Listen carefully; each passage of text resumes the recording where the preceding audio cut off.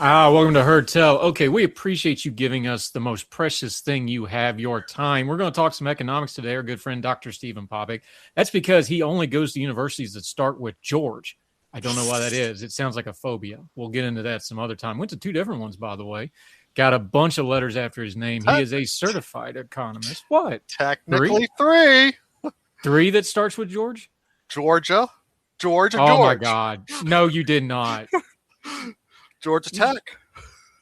Georgia people are insufferable, and jeez. Let's talk about the Braves and how good they do. Thank God you don't live in Georgetown, or this would be an insufferable bit right here. You're across the river, thank God. Our buddy Stephen Popick, you'll find him at Jericho Hill's Substack and his nom de plume on various other things. That's because he actually works as an economist, and sometimes he has to protect his identity. But we ain't going to get you in trouble today, buddy. How are you, my friend? No, sir. But in case people are wondering, I am all in like Darby for this one. Oh, no, we'll do wrestling. At one point, he was also a wrestling referee. We'll get into that some other time. All right, I want to start with some glossary terms because, as usual, the economy gets in the news irregularly, and when it does, it gets used kind of like a drive-by shooting, and the terminology doesn't get used correctly. Let's start with a couple big terms because we're getting ready to do a new Fed chairman. People say the Fed. They use it as a pejorative. They use it as a curse word. Can you give me like just a nugget on what the Fed is and isn't, what the Fed chairman does and doesn't do, and more specifically, why it's a big deal who the Fed chairman is, especially when you have a president that wants to tell the Fed chairman what to do? And give two examples with your essay question, please, sir, doctor. All right, let me take these things one at a time. What is the Fed? The Fed is one of three primary federal regulators for the U.S. government. The other two are the Office of the Comptroller of the Currency and the Federal Deposit Insurance Corporation. So that they don't feel left out, I'll also mention the National Credit Union Administration. They're happy now. So the Fed directly supervises, for layperson terms, large banks. For their safety and soundness and their consumer compliance functions. The thing that most people know the Fed for is not that role. They're familiar with the Fed's market operations. The Fed meets on a regular basis to determine what happens with what is called the federal funds rate. That's sort of the rate that governs how Fed banks loan to each other.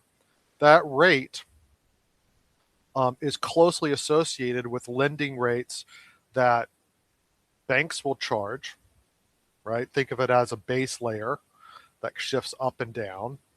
And so when the Fed moves the Fed funds rate, it can raise or lower the cost of credit. Now, the Fed is mandated by Congress in its inception to consider the stability of prices and unemployment. It is a dual mandate. So what the Fed is trying to do is keep the price rises, that's called inflation, at a low level, while at the same time maintaining unemployment at a low level. When the Fed is often in the news, it is because what will lower prices, what will lower inflation, will raise unemployment. And one side likes it and one side doesn't. And it basically depends on who's in the White House at that point in time.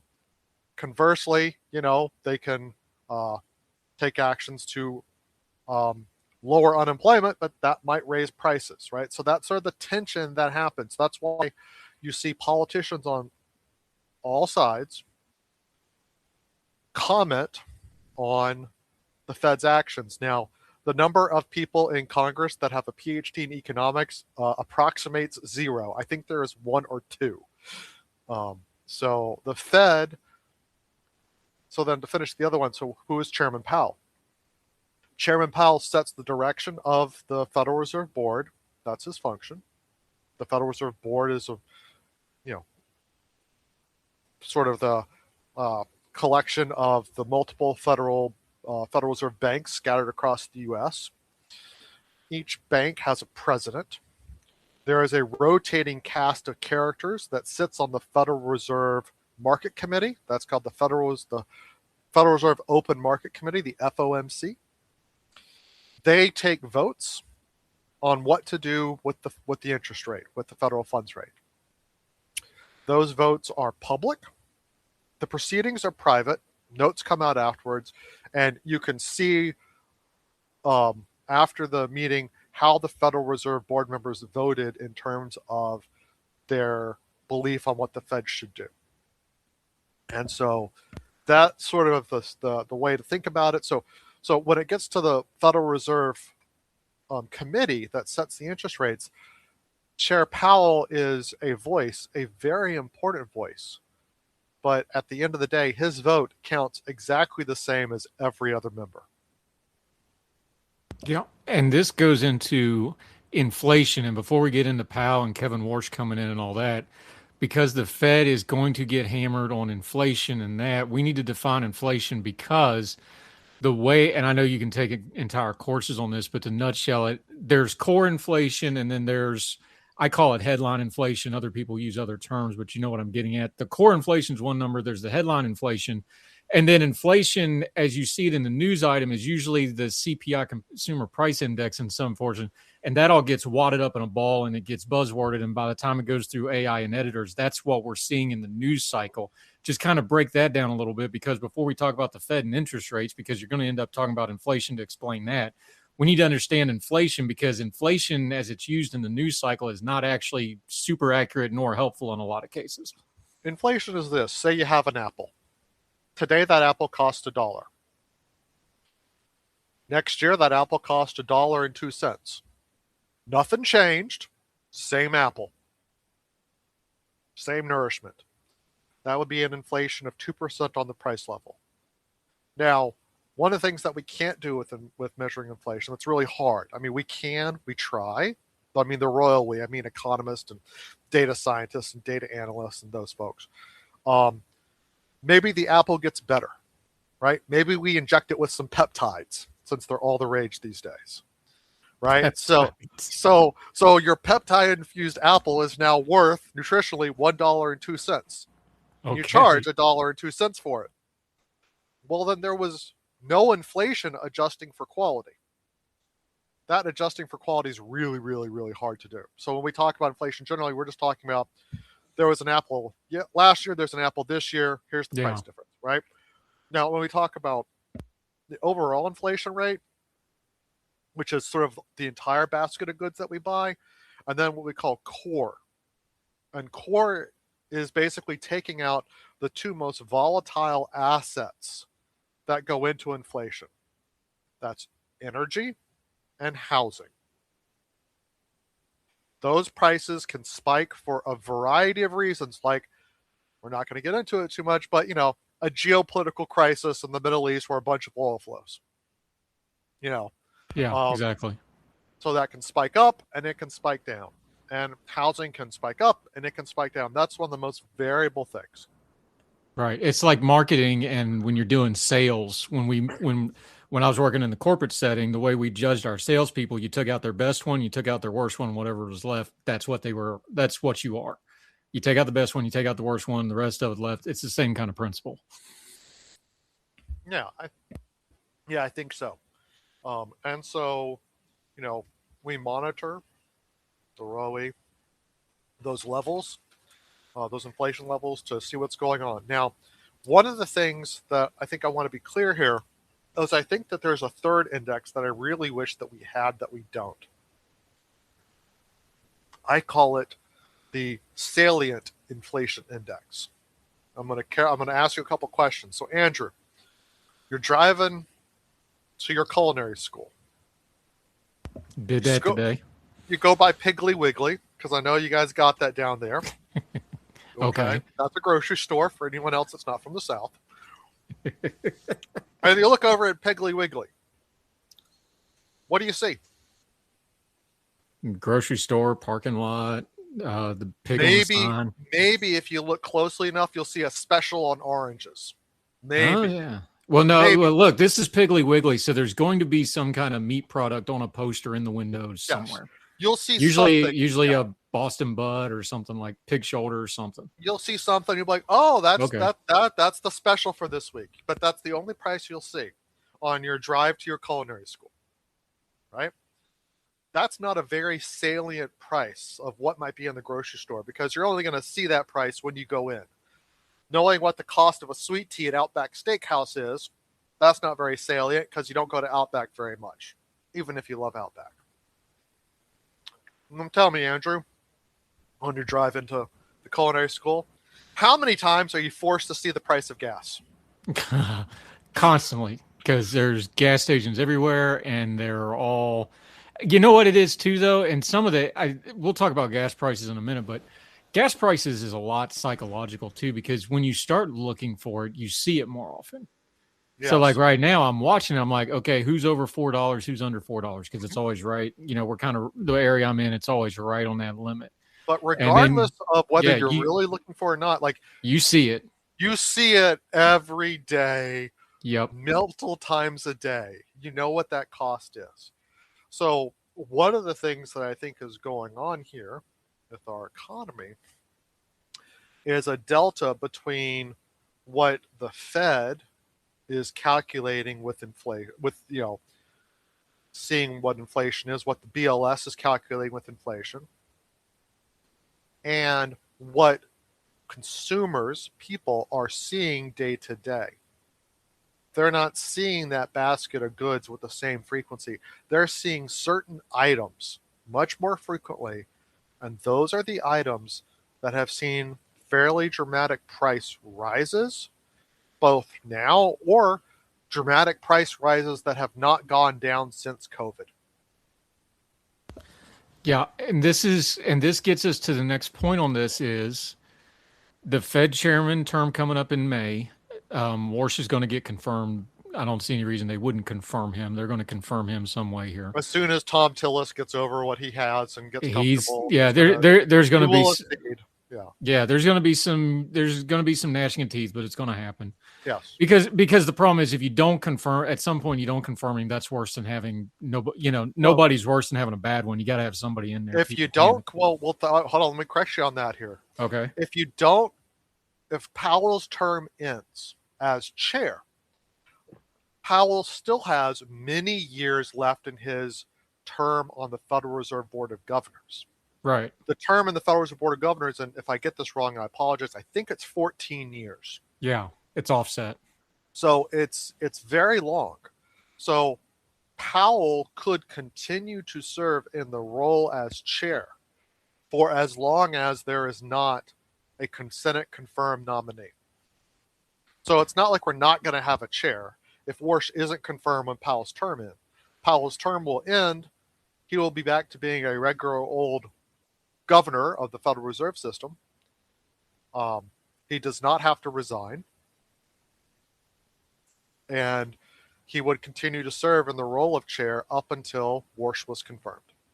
Yep. And the reason I bring that up in that context is this. We're in May of a midterm election season. We're in the middle of Donald Trump's second term. His lame duckism is gathering steam by the day. In case you didn't notice, the 2028 election started last year. Those are all political calculations. The chairman, because of the way President Trump is handling it, that's going to be a political story. The problem is the Fed and the way they do their business and inflation and the CPI and economics do not run on a political calendar. But we keep wanting them to. We keep acting like they are. They do react to politics. There is a strain of that. So I don't want to overdo this. But this is kind of a core problem with talking about politics in the news cycle, and we get reactionary. But if we're going to really understand the times we live in, I think that's the key thing. I do the politics side, you do the economist side. We don't explain this very well. That like we keep trying to explain these economic things that has its own circadian rhythm according to the political calendar, and it doesn't fit the political calendar. And when it does, we're like, look, it fits the political calendar. It's like, no, it just oscillated to where it crossed, but that's not really how these things work. But we act like they do. And I think that's where a lot of people get their bad information and they get a bad point of view on a lot of this stuff. Is that unfair?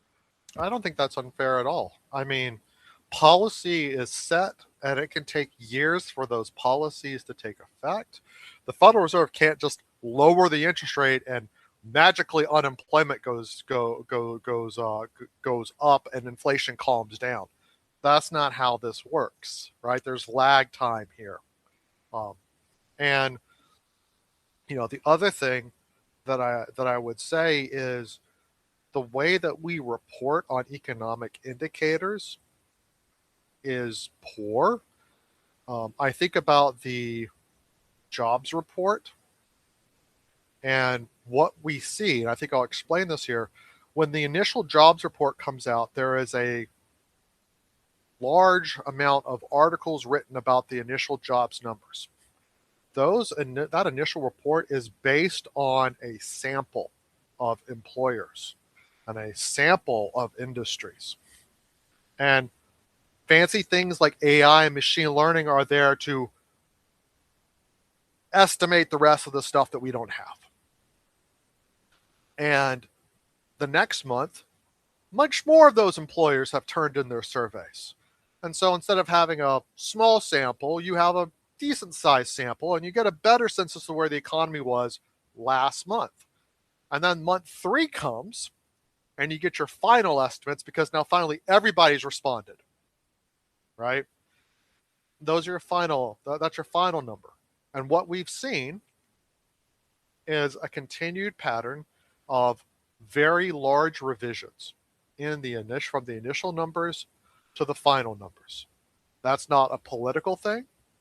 That is simply a function of the timing of these surveys.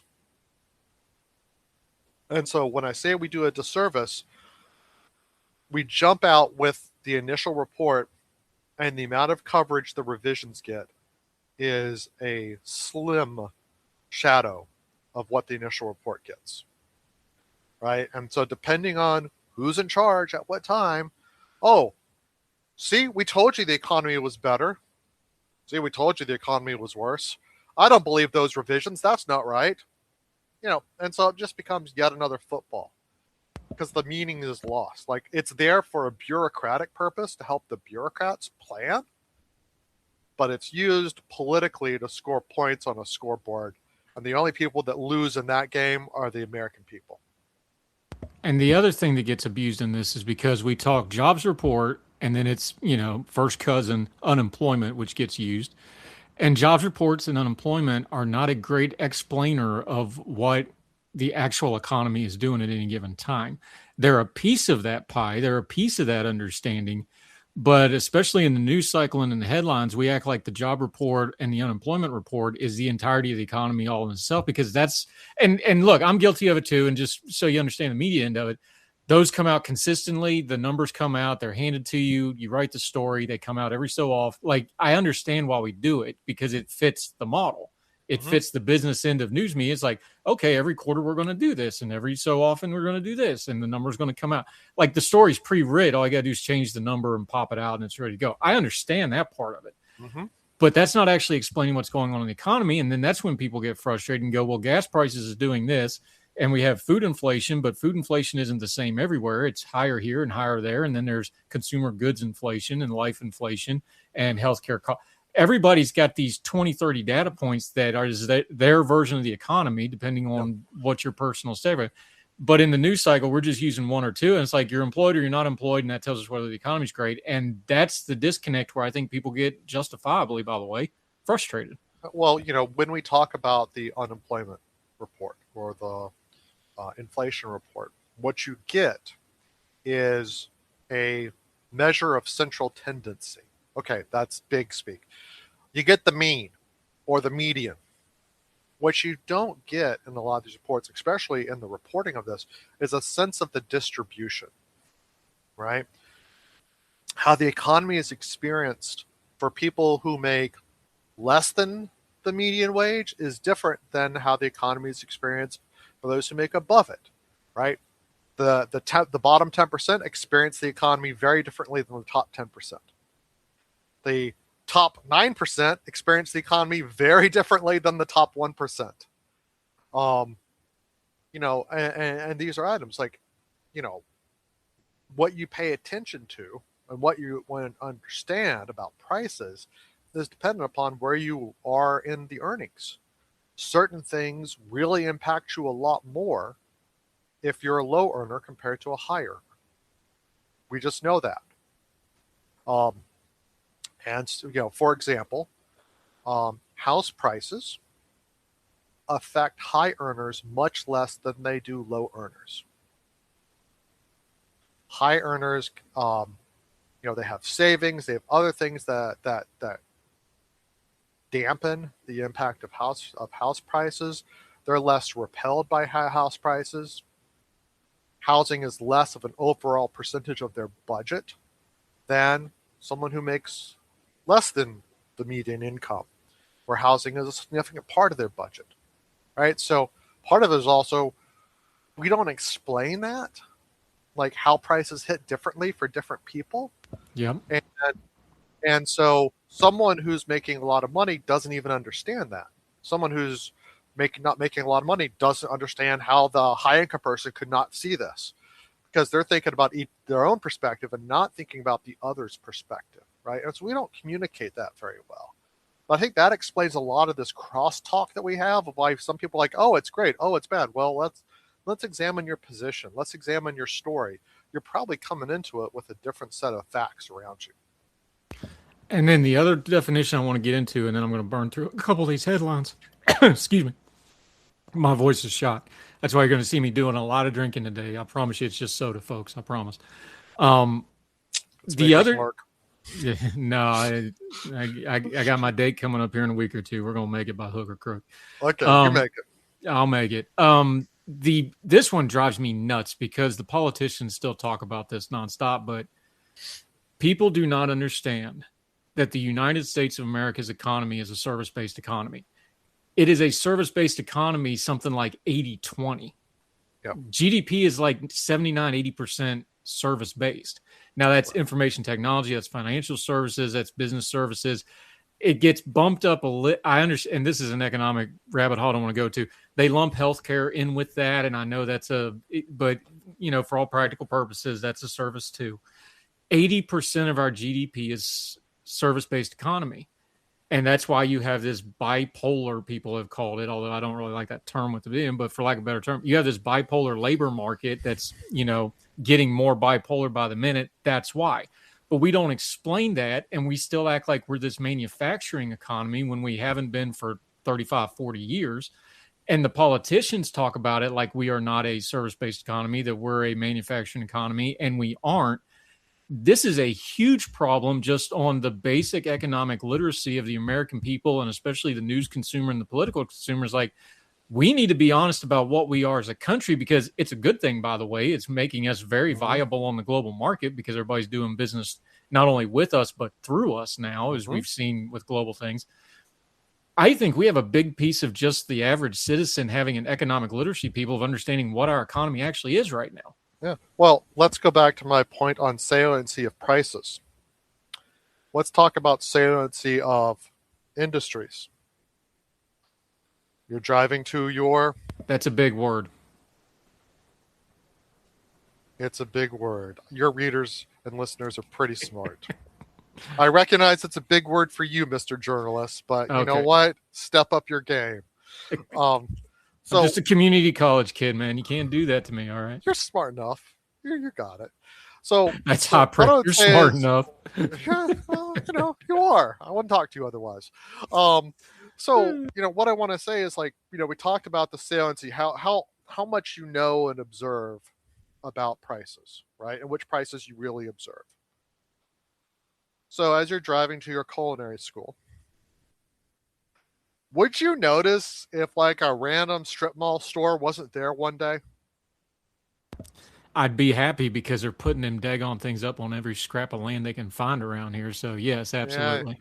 Yeah, we could do with a few less, frankly. You wouldn't know that Jose's empanadas got replaced by... Well, that one I know, because I love me some empanadas. I had some today, actually. Would you stop? Okay, you're not going to really notice that Jose's empanadas left and that Tito's tequila came in, right? You're not going to really...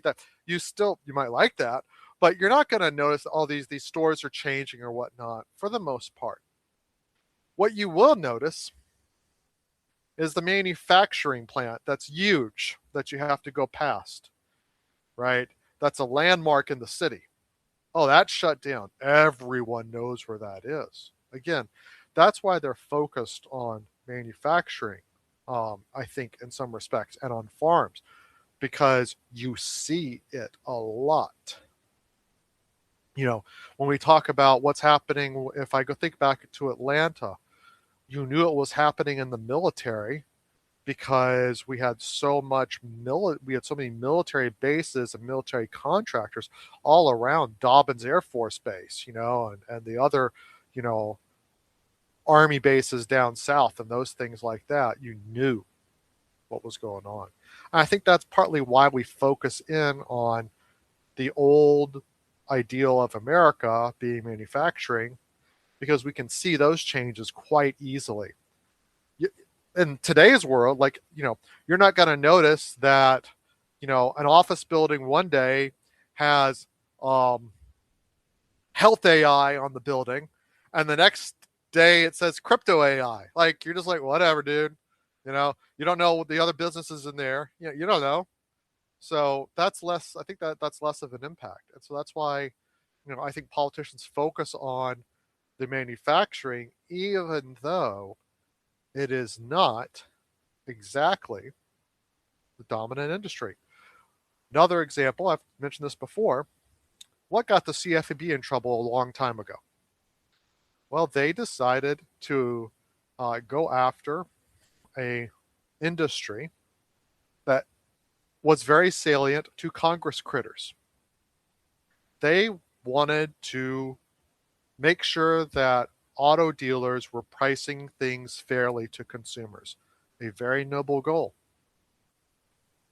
There is not a congressional district in this country that doesn't have multiple auto dealers who are quite rich.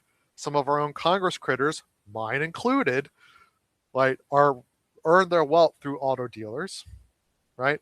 Or their donors are auto dealers.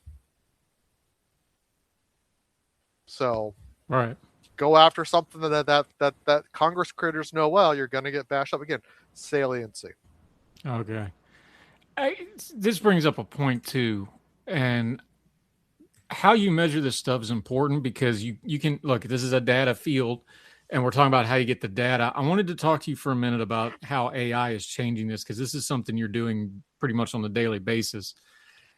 There's two factors that, as I understand it, has really changed how economic, and I don't mean the pie in the sky AI is going to take over the world stuff. I'm talking about large language models make processing huge amounts of data a lot better. We know this is a good use of AI.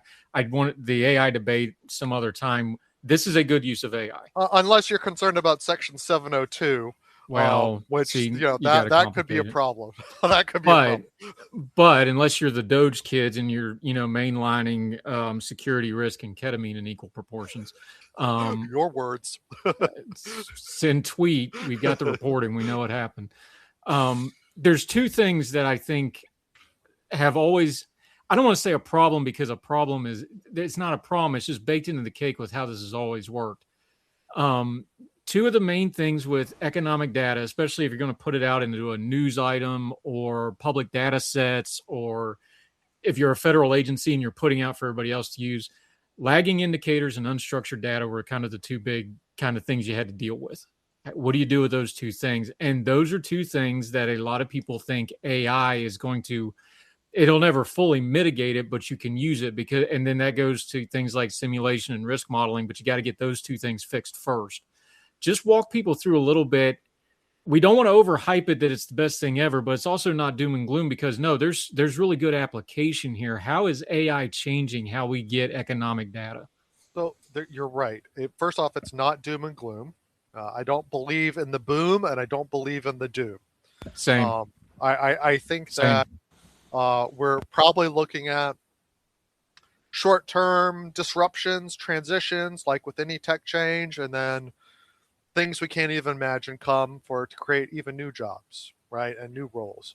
Like, I think, just as a personal take, like my role, more than 20 years, I spent being a computer coder. Economist, program, economic models. We do that with code. It's been a little cup of coffee since I've had to code things 100%. I now spend my days thinking, talking to a Word doc, letting AI summarize my thoughts, get it together, you know, and I have more time to think. I'm spending less time in the task of typing and coding and more time thinking about, does this make sense? AI is fantastic for coding work, but also I know how to code.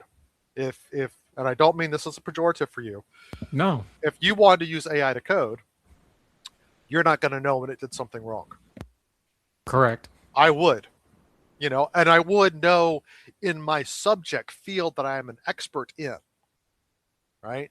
And so that's one way to think about it. So AI has vast potential, but it's also subject to a garbage in, garbage out problem. And I think that is, some private companies recognize this, but I do not think that this is the most common reaction to AI, both in companies and in government.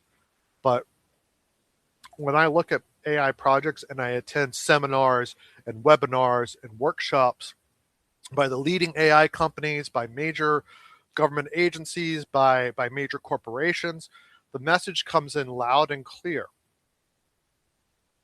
that if you have not spent considerable time and resources getting your data to be AI ready, making sure it's in a structured, readable form, that your PDF documents were able to be scanned by the AI with enough high fidelity, that you've added in like a job aid to tell the AI, this is where you find stuff. This is what we do. This is what these kinds of documents have in them, right? This is how to classify a document as A or B. Like, you have to tell it how to do the work in minutia detail. Yeah, this makes perfect sense. I just did a video on this, Hertel Substack, hertelmedia.com. I was taking it from the education angle. We were joking about it, but I'm in culinary school, for those of you who don't know. I just did a whole video on this, on the AI policy at my school. And one of them is, I can take my recipes, because you always got to scale the recipe. They always give you the recipe wrong because you got to scale it. That's part of it.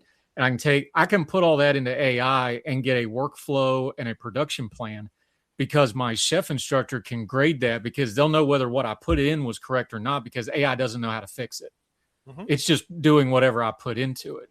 So I can use AI for that piece of it. But if I told it to give me the full recipe, it'd be wrong, because it's going to go on the internet, pull it from 4 different sites, and it's not going to be coherent. I mean, it'll be close, but there'll be things wrong with it, because I have to take that data set and put it in a certain way, and then it'll give me a nice, clean workflow. And then I know what I'm doing. And then they judge my work. First thing we do lineup. Hey, you got your apron, you got your knife kit, show me your workflow, show me your recipes. And they can look at the workflow. And if the workflow step 7 doesn't sound right, then they're like, oh, you used AI and you can't do it that way. Or, oh, you put it all in. Okay, this is a proper use of AI. And I just think that's how the world's going to work going forward. So I think that's a good policy to do it. But you have to put the data set in correctly, or you're going to end up with, some really not, you're going to end up like my Claymore muffin, where all the blueberries fell out of it because it was hollow. Not just the data set. So again, all the companies are saying most AI projects fail, not because it was a bad idea, but because you didn't do the prep work. Why is your chicken undercooked? Because you failed to do the proper prep, and you got rushed, and you forgot something. That's why you undercooked. And the AI, the large language model scraping the internet, isn't going to get it right. It's just not, because it's like throwing a net in the ocean and thinking you're going to get a fish. Like, no, you got to go find the fish and then throw your net. If you learn how to work with AI, I have been dunked into AI for like the last year. That has been my 40-hour-a-week job. If you learn to work with it, you learn how to prompt it, you learn how to give it the data, and you learn how to engage in a dialogue. I don't mean to personify the AI, but back and forth, and you learn what you can give and where you need to have checkpoints. And so you can have good workflow. As I said, I've been typing 80% less at my job probably in the last 6 months. Still producing the same amount of work, maybe even more, but my fingers feel a lot better. That's great for carpal tunnel. And I have more time to think on tasks because I don't have to spend 3 hours writing the code. I can spend 20 minutes looking at it and also adding my own diagnostics so I know that the code is doing the right thing. Um, you know, the other thing, with AI is you have to figure out where it makes sense to have the human in the loop, right? And you have to figure out what tasks the AI is good at. And oftentimes, the other reason why AI projects fail is they say, what if AI could do A, B, C, and D, and E? But most of those projects are not repetitive. They're not well understood. Or you're asking people that are doing those, you're asking the AI to do something that if you took 10 cooks and you gave them a recipe, all 10 cooks would have cooked it differently, right? AI could do a much better job if you gave it a recipe, right, where all 10 cooks did the same thing. Then it'd be like, oh, this is a repeatable, routine, methodological process, right? It's not going to get the taste the soup, right, as it's cooking. This needs a sprig more salt and maybe another, clove of garlic, right? But you can play that. Like, that's the role of the human in that. So I think, I think first off, my personal opinion is a lot of the tech layoffs that are happening are just, they're using AI as a cover that they overhire during COVID. And then also, some things just don't pan out. And, you will see organizations that had a solid AI strategy and governments that had a solid AI strategy not have to hire so many people to fix the mistakes.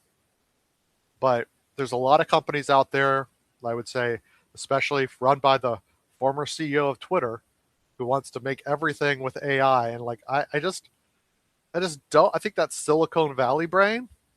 And I don't think that's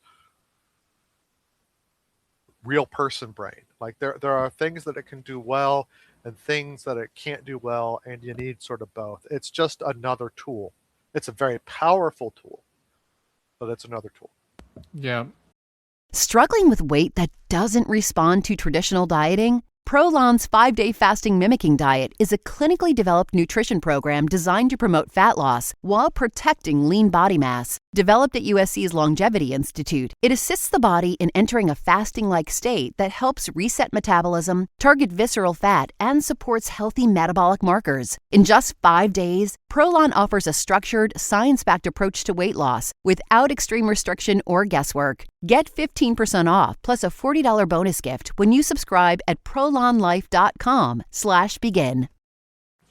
I want to ask you about housing real quick because it's been one of your, I think it's fair to call, passions in your professional life. My PhD was in housing, so yeah. See, I like how you get the humble brag in there on top of it. See, first you tell me I'm smart enough, and now we're pulling out the credentials. I've only published 2 papers. I am like a very poor performing economist. Do you want to tilt the camera so you have the the I love me wall behind you? What's behind me is I love my daughter wall.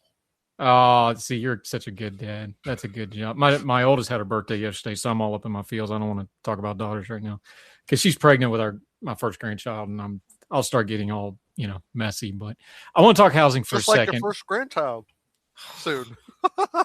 Listen, I'm a girl dad, and we're having a grandson. You have no idea the feel. Wait, Well, on one hand, girl dad too. on one hand, I was like, I hate that you're going to miss out on the experience that is you. But it's nice to have a grand. Anyway, they're doing great. Happy birthday, by the way, if the off chance you actually watch this. I want to talk housing for a minute because we know here's the problem. I do international media. I work with the Canadians. Canada is having an absolutely brutal housing crisis that is it's pushing down on everything else in their economy right now. It's brutal. On Monday, right here, set your timer. I'm going to talk to our buddy Jack Rowlett over in the UK because the number one, the Keir Starmer government's coming apart at the seams. But number two is, for years I've been doing UK media over there. They've got a crushing housing crisis that's just putting pressure on everything else they're doing. It's not that bad here yet, but I think there's something that's happening in how we're talking about housing. And we can talk about a lot of things. We can talk about why they don't build starter homes anymore. We can talk about leftover inventory from COVID. We could go a lot of ways. I want to start with some glossary terms, kind of like we did there's three things that I think we interchange terminology wise when talking about housing, and they're three really important different things, and they all go together to explain housing. And it's affordability, inventory, and mobility. And those three things are really important to understand, because how interest rates and how wages and how regulatory costs and effects and all those affect those three things differently. But that's kind of the trinity that makes up the housing challenge we're dealing with: the affordability, the inventory, and the mobility. But we just tend to lump those three things all together and not actually go through and explain, well, this is why Eastern Kentucky has a different housing crisis than suburban DC has, than Atlanta does, than Sioux City, Iowa does. It's because we don't understand those three terms properly. Yeah, so let's tackle them one at a time. Housing markets are not a national market. Say that again for people, because the news media sure thinks it is. Housing markets are not national markets.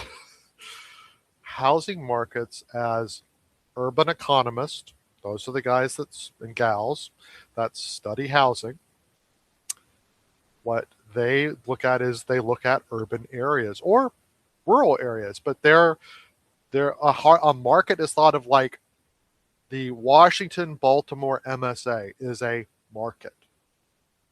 What happens in Baltimore affects DC. What happens in DC affects Baltimore. Why?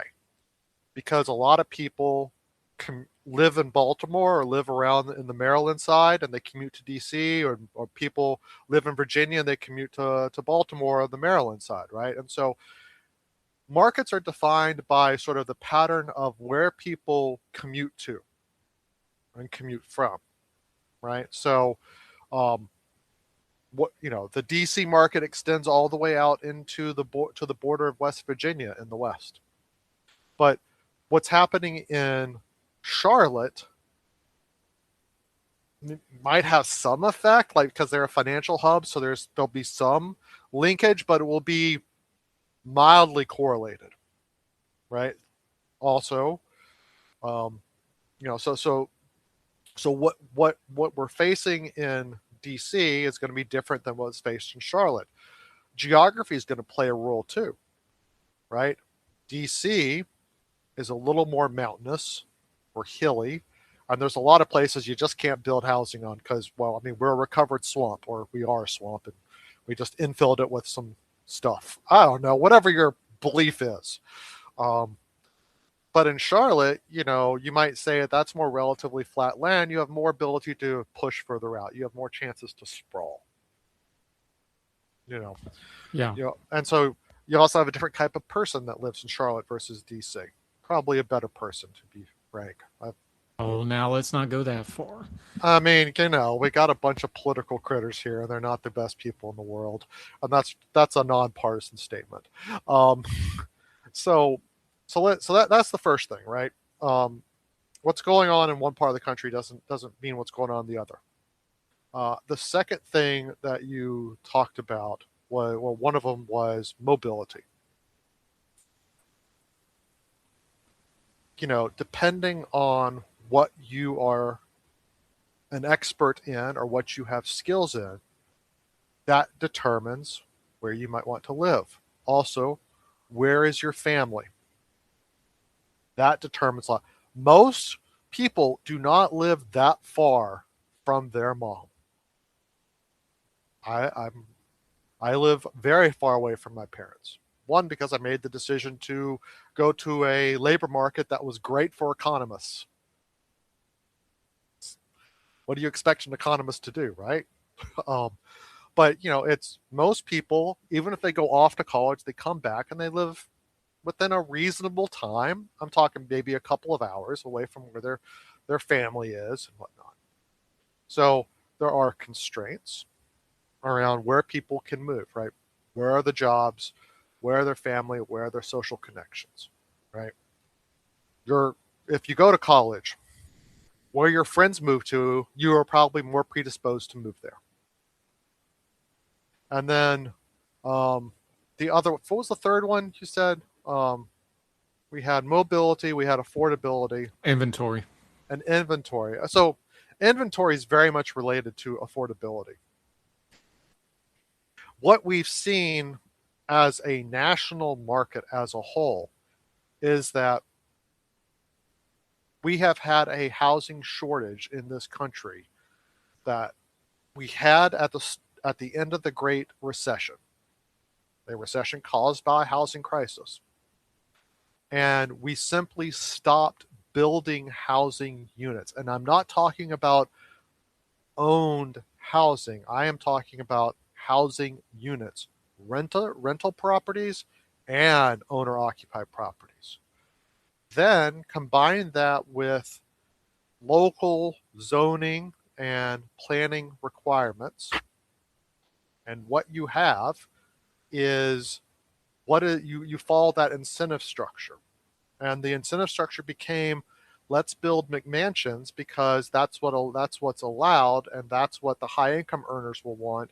And everything's going to filter down, and filtering didn't pan out the way that many of us economists thought it would pan out. Filtering is, you've been living in a house for a while, it's a little old, you're going to move to a nicer place because your income's risen, you're going to sell off the old place, and someone else is going to come in, they'll get a deal because it's a little old and there's some work repair and things like that, but it'll be nicer than where they came from. That's called filtering, right? It's like what happens to your brand new car. You sell it to the teenage kid, right? And he gets your old car and you get a new one.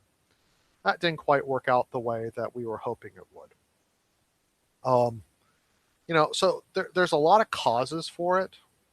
But I think the most difficult cause here is it's local, right? And if we know anything about politics, we always love our local politicians.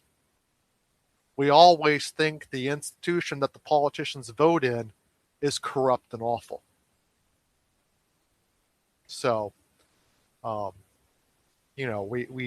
have an intransigence to changing policy.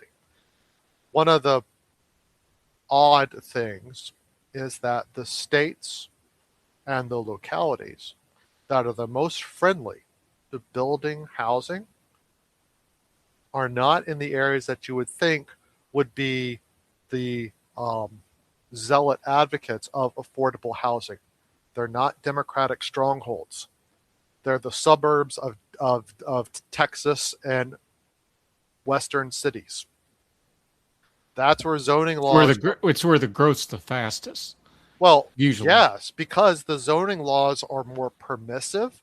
It's Correct. Easier to get permits, and there's less requirements. I would say it's not a safety issue. Like, the home is not going to fall apart, but there's just less regulatory requirements and less sort of, thou shalt only build this kind of 2,225 square foot unit, not exceeding 15 feet, except for this subsection where you could do a 17-foot vaulted ceiling, like all that stuff. Like in my little city in Alexandria, Virginia, which I do love living in, we passed a law, the city council did, to let us build accessory dwelling units, tiny homes. I wanted to build one because I'm a housing economist. It's what I sort of do.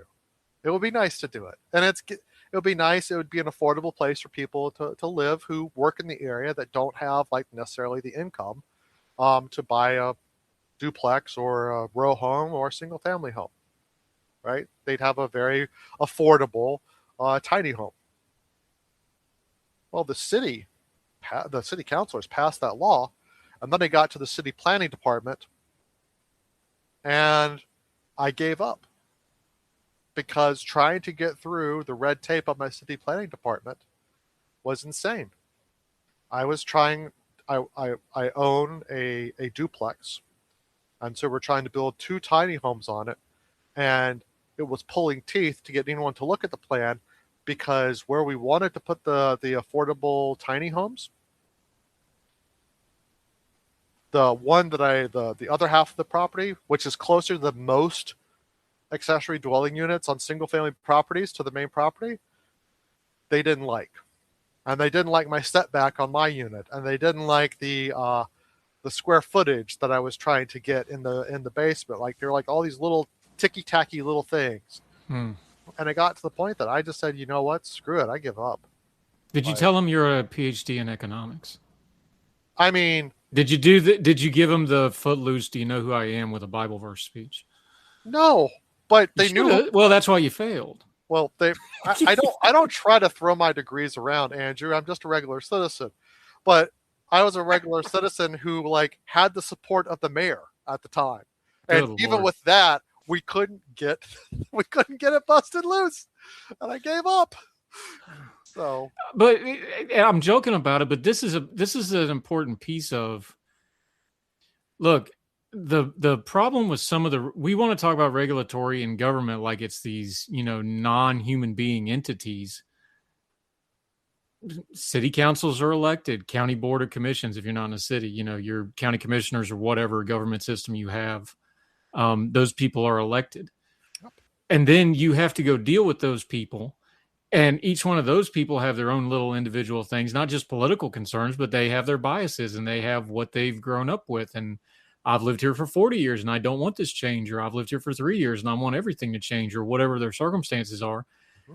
There's a built-in human problem. We talk about politics with policy and ideology, and we forget politics. A lot of it is just dealing with really grumpy people. Especially at the local level. What was the hardest thing in my past life as a manager at my agency? It wasn't understanding what we were supposed to be doing and the work. And I was dealing with a team of 12 people who were competent, who mostly got along with each other, and who mostly came to work every day happy to be there. Yeah. But if you have 12 people, one of them is going to be having a bad day. One of them is going to make a mistake. One of them is going to not think about what they just said and say it too tersely to somebody else who's having a bad day or doesn't know them. And then all of a sudden, everything blows up in your face. And you are managing the people, right? And it's in the best environment that you could have. Where pretty much every day, everyone would say, yeah, I'm 90% happy at my job every day. Yeah. Oh, great environment. But managing people is a skill set that is, we don't teach it. We don't teach it in high school. We don't really teach it in middle school. There's not really something that is a college degree in that. You can't teach it. It has to be modeled. Exactly. And of course, my background's in the military, so I had some exceptional lead. I've got a couple of them. That's the only reason I'm probably alive, because they straightened out a punk kid that was doing real damage to himself, literally. Thank God. Appreciate y'all. Chief Conley, First Sergeant Monfordini, love you guys. Appreciate it. If you're still alive. I would not be here without those guys. Nope. And they also taught me how to be a leader. But the first thing about leadership is, whether I was in the military or I was the manager for a freight company or doing floors at Walmart or whatever, or if I'm in the culinary kitchen being a leader, it's all the same thing. It's like, you're not leading, you're not doing whatever that career field is, you're managing people. Mm-hmm. If you're not managing people, you're already behind the 8 ball on your leadership. And we don't talk about that part of it. We keep electing politicians that tell us what we want to do. We don't elect people who can lead people anymore. But that's another rant for another day. But I wanted to. Did we ever? Yeah, it's happened a few times. You know why? Because you know those guys' names. And where you live, if you go out of your neighborhood and hang a left, there's some monuments to some of them. Well, there's a great one that decided he didn't want to be a dictator, and I appreciate that gentleman pretty much every day. Because you kept going to schools named after him. And I lived and I grew up in a state. That's broadcasting. King, I brought that full circle from the game. I wanted to bring this up. Nice callback. While we're talking about housing, I didn't realize it at the time, but one of the great blessings in my life for what I do now was one of the first jobs I ever had was very important man in my life who's since passed away. He had cancer. Leon Cooper, loved him. He was a loan officer for United National Bank, regional loan officer. And he would hire me and the kids, of the church. He was big in our church. He was a deacon at our church. He would hire us to go clean out houses and move furniture and stage houses and all, just grunt work. And he'd pay us, money to do that. Great teenager job, right? Yeah, that's a great teenager job. You worked your tail off. I mean, it was not fun, but it was honest work and you made money. I didn't realize it, but I got a heck of an economics education doing that, because Why are we cleaning this house out? Oh, this is a foreclosed house. Nobody wants to buy a dirty house. Why are we staging this house? People buy houses because they have staged furniture. So we're going to take the furniture out of this house, put it in this house. We're going to take the furniture out of this office, put it in this office. Why? Because this office needs to look busy when people come. An empty office is a bad economic indicator for people. I didn't realize it, but just doing that was a really good economic education on how a lot of this stuff works with things like housing. And then you start learning how loans work, and you learn how, because consumers were just like, what's my interest rate? What's my monthly payment? And the banks are looking like, no, we're carrying this much liability. And you learn the other end of it. And I didn't realize it at the time. And now I look back on it and I'm like, that was a heck of an education. People don't get that opportunity a lot anymore. People don't get a real hands-on experience with housing and things like that before they just go to buy a home. And we just talked about it. The last 7 years, it's flipped where nobody's building starter homes anymore. They haven't really. And they're just thrown in the deep end of the pool of, I can't afford this. I don't understand how it works. And I think that's where you see those polling numbers on the housing crisis, is people just go, I can't afford any of this, and I don't understand how it works, and I don't have a background in it. And they just feel hopelessly lost right off the jump of it. So here's something that maybe you don't know. That's a long list. You're going to have to be specific. I don't know a lot of things. Okay. I don't know what I don't know, number one. In 1980, the year after I was born. Year I was born. What was the median age of home buyers? Ooh.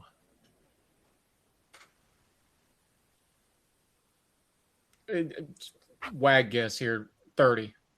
Oh, really good guess. 31. Well, I mean, that's somewhat educated because I'm doing remedial math, and we were talking about how to do mortgages. And one of the things we just covered in remedial math is how that age slid from the 50s, the post-war boom, and then it went up, and then it went down, and then in the 80s it started creeping again, and it got right around the 30 mark somewhere. And I can't remember the actual number, but what is it today? If you're buying your first home, what do you think it is today? Mid 50s. It's not as bad as that. It's in your 40s. Okay. But the point there is, that's a big slide.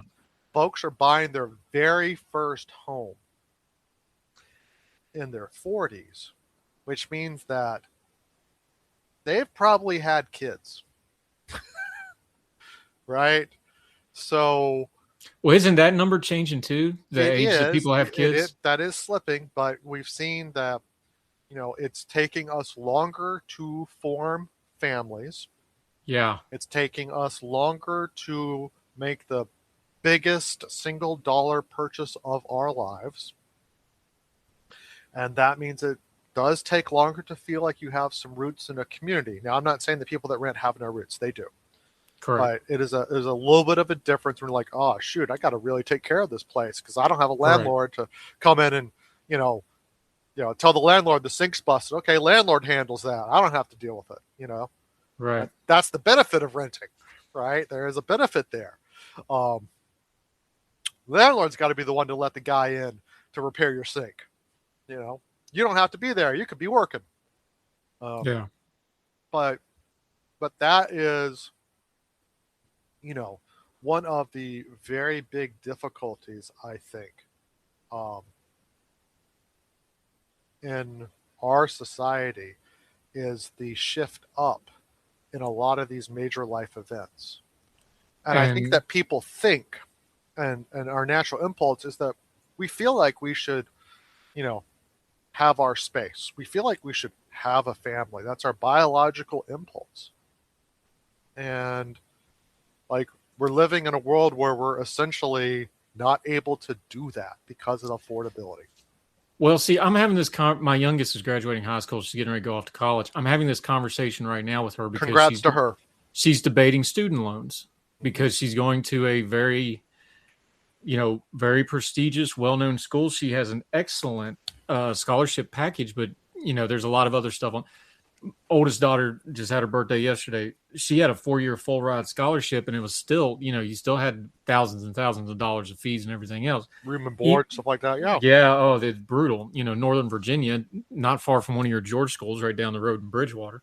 is where she went to school. I know where that is. Yeah, she went to Bridgewater, which actually really, I'd never heard of it, but they do old school.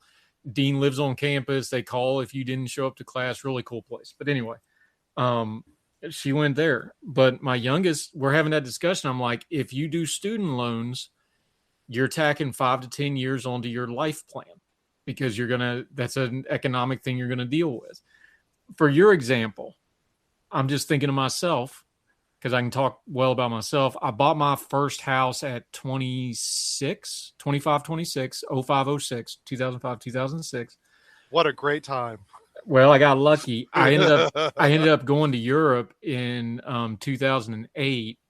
In the middle of the housing crisis in 09, my renter came into a large amount of money and called me and said, "Can I buy your house for cash?" And I'm like, "I'll be there tomorrow." Because this is in 09 in the middle of it. Man, I couldn't sign that paperwork fast enough because he got a large settlement and he bought my house for cash that he was renting. I'm like, "But brother, let's go. I love you. I will name children after you and put up a statue." But it goes to your point though. So we moved around, a couple things happened. The house I own now, I bought in 2017. It was the second house. It is double the value probably, at least. And it has increased in value. I just did numbers on this, but I'm way up on the house from over the last 9 years now that I've lived here, give or take. So the second home, if you keep your first home and you hold on to it 40 years, you're going to have equity. If you have a first home, sell it, get a better second home. The second home is when you really start getting equity as far as a life financial plan goes. That's the big one because now I got flexibility. Kids have grown up. I can sell this house. I can move. I don't want to do it because the interest rates kill me. And I'm in one of those that's got a very low number and I'm not doubling my interest rate because I'm not an idiot. But I would make good money. I would make a good profit on my house. Let me just get in. That's one of the problems that we have today. Yeah, I'm not. Right? I can't sell it. You have a lot of folks that have those. They're around 3%, or they might even be lower than 3% interest rates. That's roughly where I'm at. We call that lock-in. Yep. Like you literally can't move because even if there was, Andrew, even if ABC or Fox up here in DC said, "Bro, we want you up here as our political correspondent tomorrow." Can't do it. You can't do it because your cost of housing itself would maybe go up by double, if not triple. DC would be 3 times. Yeah. Easily 3 times to live in DC to do what I would need to do. My youngest daughter is going to school in New York City, so I'm dealing with that right now. Mm-hmm. And, I'm like, yeah. My oldest daughter lives in somewhat rural Ohio. They're about 30 minutes outside of Canton. They have a wonderful standard of living between the two of them. They live in a Rockwell painting. It's a Federalist house with a flag on the porch and the baseball fields across the 1-lane street. And small I looked at my son-in-law. I'm like, I hate you. This is ridiculous. It's literally like baseball field, flag, Federalist housing. Like, what the crap, man? This is ridiculous. I love their house. They got a great little house and a good starter home for their kids. But, I have these diverse things, and then I've got a daughter that's still going to be at home with some other issues, and I got a 22, 23-year-old that's helping my parents out in West Virginia and working and living with my mom and dad. So, and she's got this problem, even in rural West Virginia, of I can't work enough to afford to move out because of the rent. She's like, how do I work a job enough? And it's a touristy area, so it's a inflated price point for most of West Virginia, my hometown, because of the tourism and the hospitals there. So that drives in a lot. It's kind of saved the economy. My little town of 2,800 people, we have a standalone Starbucks. But this is what she'll be 23 next week. This is what she's dealing with is like, I can earn and make money, but as soon as I move out, I can't make enough money to pay rent and have a lifestyle and whatever. Okay, well, me and my boyfriend, we can get married. Now we have combined incomes, but now that's a different rental situation. That's where people are really hurting. Yeah. Is if you don't get that first starter home or you don't get that first rent situation where you can put money away, you're just chasing it for 30 years instead of building equity. And we don't teach that in school. I've tried to teach to my kids. So I've got the one kid I'm saying, be careful with the student loans because that's going to put you behind on building equity and building long-term financial. I've got a kid getting ready to 23 who's working her tail off, but is in that dead zone of I'm making enough money to put money away, but the second I have to get my own place, I'm behind and chasing it again. That's a rough spot to be in, but that's where a lot of college education people are right now. And my parents have health issues, so she's helping out. It's not like she's freeloading. And I think, folks had impressions that would not be the case. But that's what a lot of people are dealing with. Yes. And I talk to a lot of the younger people doing my other stuff. And because my kids and my peer, I just saw my daughter was down for the gender reveal, and her best friend is graduating with a doctor degree to be a doctor, dental doctor, and they're having the exact same discussions. Like, we're getting married, but do we rent or do we buy? If we buy, we still have to pay off our loans because this is high end employment, and they're having the same struggle my kid is having working service industry jobs. Mm-hmm. The number's got an extra zero under it, but it's the exact same problem. And that's where to loop it back and not completely chase the rabbit, that's where you're talking about inventory and affordability and rates and stuff. Is like, if you've got $40,000 or $400,000, people are having the exact same problem, just on different levels. Yeah. Well, if you think about it, right, if you're in a city like DC, you have an awful lot of high earners here. So you're going to have a lot of dollars competing for properties, especially desirable ones. It's a K Street shaped economy. Mm. Oh, come on. That's good. I'm proud of that. No, I was just like basking in your glory, Well, that's folks. That's another K-shaped economy. Google it, kids. Yeah, and I'm trying to bust in a reference. I'm all in with you on that one. Okay. That's a real coffin drop there. So, then like if you say you go to Hickory, North Carolina, well, housing's less expensive there, but so are your income. Your income's less. You're still dealing with some of the same problems because you're still not building homes there either. Right? And that's just, something's got to get unstuck. There's not an easy solution. The solution requires coordination at the federal, state, and local level simultaneously, with participation from banks, private lenders, and a whole host of other industries. But good luck getting all that to work. Historically, and my concern is, and you tell me, and I don't want to doom and gloom and doomsay, because the miracle of the American economy is it does really well no matter how bad we try to screw it up. And we try really hard to screw it up. It just keeps chugging along no matter how bad our elected officials handle it. But historically, to get that kind of a change you're talking about is usually in response to something really bad happening. Yep. That's usually the only time that happens historically, is after 70s stagflation, after, a war. People are like, well, the post-war boom was great. It's like, yeah, but the war years was hard and half the world burnt. Like, we gloss over the damage that was done. We skip that. You can go back to the Great Depression. Like, that was brutal for a decade plus. There's a body count on that, and probably in the hundreds of thousands, if not higher. Like, we gloss over these bad economic things, but historically, usually something really bad has to happen before you get that kind of change you just talked about.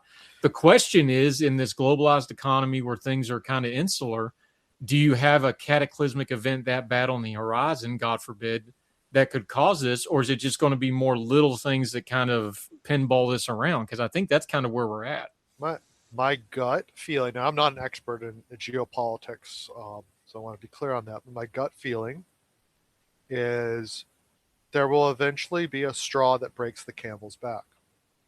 Is it globally or America specific? See, I agree with you. My only question is it a global shock that hits America, or is it something in America that creates the global shock? Because it's going to be one of those two things. Yeah, it has to be. From my perspective, I think that we have done something to shock the whole world setup. I think that America, which for God, since World War II, if not World War I, has been a bastion of stability in a world of chaos and change. I think we today are contributing a lot of chaos and change to the world. And I'm not sure who can act as the bulwark other than China. And if China is the bulwark, that is bad news We're for screwed. America. Because they've got about a 5-10 year window before they fall off the cliff. So, I mean, what I'd say to people, so we were talking about AI, so I like to end on this. Yeah. You've got a young kid. I've got a young daughter. What are you going to tell them? How are they going to train for the new economy? Because AI is going to change the economy. It's not going to destroy the economy. It's going to change it. Change it. Correct. What do you tell them? What do you do? What are the skills that are going to translate in the new economy where you don't need really coders, you don't need filers, but you need people to do judgment-oriented tasks. Yeah. You want to teach someone how to think for themselves logically through a problem.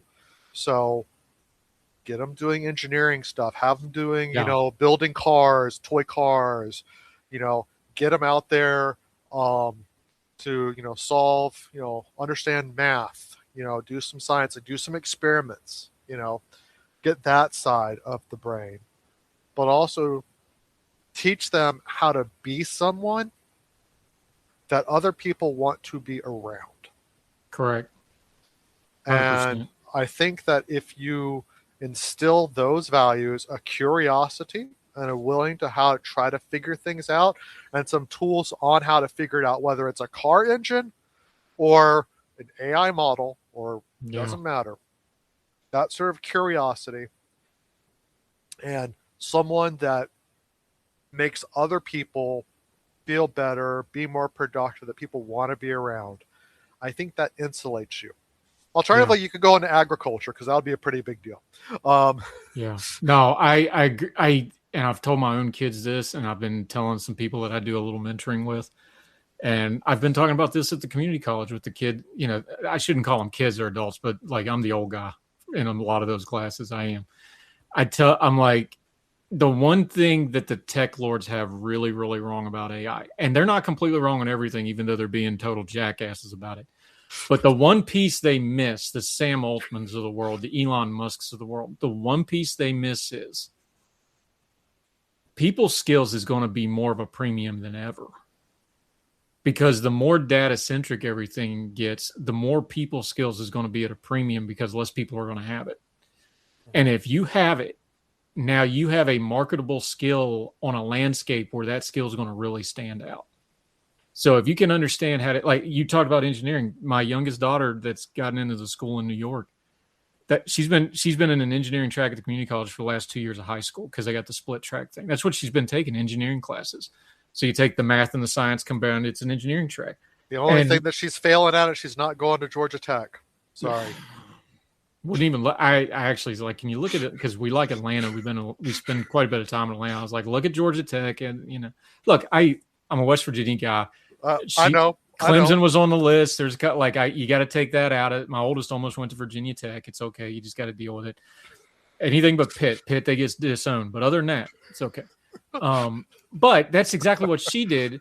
She did 2 years of an engineering track in community college, and I'm telling you, her generation and under, they can't stand AI slop. No, they don't like the tech lords. They don't like the tech bros. They hate that stuff. And I'm not talking about just the girls, the guys too. They don't like any. There's a backlash to all that coming, and it's going to be hard and it's going to be rapid. I see it it's coming. I see it in the government too. And a key differentiator, right? I think is, I see folks that I work with, both at my agency and other agencies, they present a document. They didn't really edit it. They didn't really think about it. They didn't spend time with it. And so you see it and you just push it across the desk. You're like, this is AI slop. No thought was put into this. You just asked you just asked Copilot, which, by the way, everybody in the government's using Copilot right now, right? So go Google this for the 4 people that are watching. Teams will be the fall of the republic, but I won't get go Google this. Look up Microsoft Copilot terms of conditions. Yeah. Right in there. I know where you're going. It says that Copilot is for entertainment purposes only. So does Gemini, by the way. We're not picking on anybody, but so I'm just saying, like, they want that for legal cover, but like that's kind of my impression of this stuff right now, at least for Copilot. It's built to tell you what you want to hear after about the 4th ask. So you either got to, like, I use Gemini quite a bit, but I actually have it turned off where it doesn't remember what I'm asking it, because by the 3rd thing, it's wanting me. Here's your economic numbers. Do you want to know how this applies to Waffle House in West Virginia? Because that's all I ever talk about is Waffle House. It's literally scraping my podcasts and my writing and feeding me what I want to hear. Yeah, so you have to turn that off. That's the part people don't understand. It's designed for engagement. So when I use Claude at home, because I can do that for my personal work. Yeah. And part of my setup with Claude at home is that I told it, you can set up like sort of a prompt to tell it, this is how I want you to behave. Correct. And I said, you are a helpful colleague, but you look at things with a critical eye and you are unafraid to critique me. Right? Correct. In fact, that is my expectation, that you think through things from the opposing perspective, right? And help me see the flaws in my argument or my code or what I'm doing. That dramatically changed how Claude functions. And it now feels like a colleague of mine that I really enjoy working with. Correct.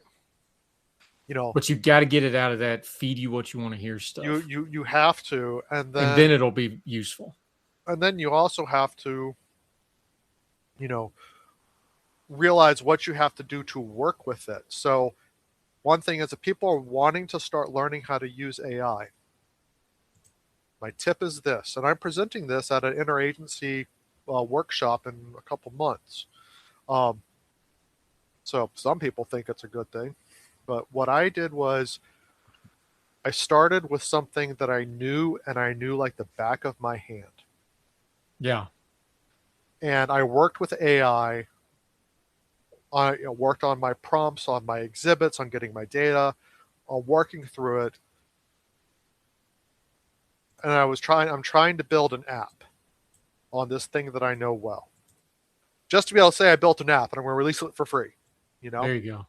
And so it's teaching me a skill, but it's also, I know when it's right and I can tell when it's wrong, right?